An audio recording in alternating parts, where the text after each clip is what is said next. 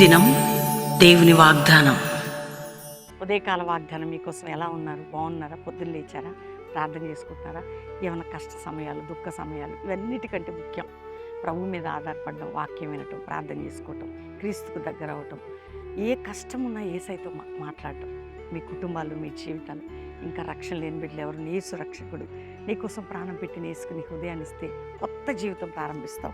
ఈరోజు చదువుదాం 46వ కీర్తన 9వ వచనం. ఆయనే బూదిగంతలకు యుద్ధములు మాన్పువాడు, విల్లు విరిచివాడు, బల్లెమును తెగ నరుపువాడు, యుద్ధ రథములను అగ్నిలో కాల్చివేయడు ఆయనే.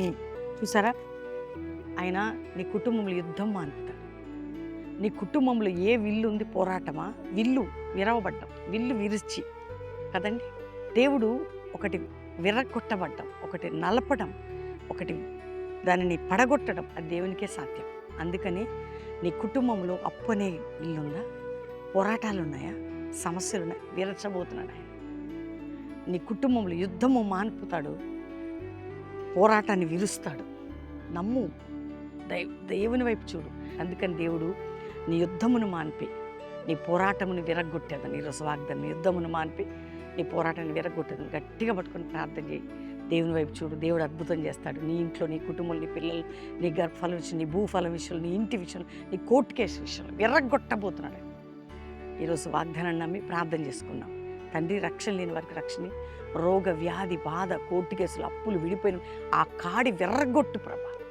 సమస్యల నుంచి వీరు, బంధకాల నుంచి వీరు, అప్పుల నుంచి వీరు, మానసిక ఒత్తిడి నుంచి, పరిస్థితుల నుంచి వీరు. అంతేకాక ప్రభా, వివాహంలో దినం, మ్యారేజ్ డే, బర్త్డే బ్లెస్ చేస్తూ వారు గొప్పవారు కావాలి. ఈరోజు ఎవరైతే ఏ కష్టాల్లో బాధలు ఉన్నారు, నాయన విడుదల దయచేయి అయ్యా. ప్రతి కాడి విరగొట్టి మా అందరికీ సహాయం చేయమని. క్రైస్తవ సంఘాల్లో ఐక్యత, దైవజనుల అభిషేకము, అందరం కలిసిమెలిసి ఆప్యాయతగా నీ ప్రేమలో ముందుకు సాకృప దయచేయమని. అందరికీ మీరు తోడైన జాషువా జనరేషన్ అపోస్తల్ మినిస్టర్ రైజ్ అవుట్ కృప చూపండి. యేసు నామములో అడుగుచున్నాం తండ్రి, ఆమేన్. వాగ్దానం లైక్ చేసి షేర్ చేయండి, మంచి కామెంట్స్ పెట్టి దేవుని మహిమపరచండి.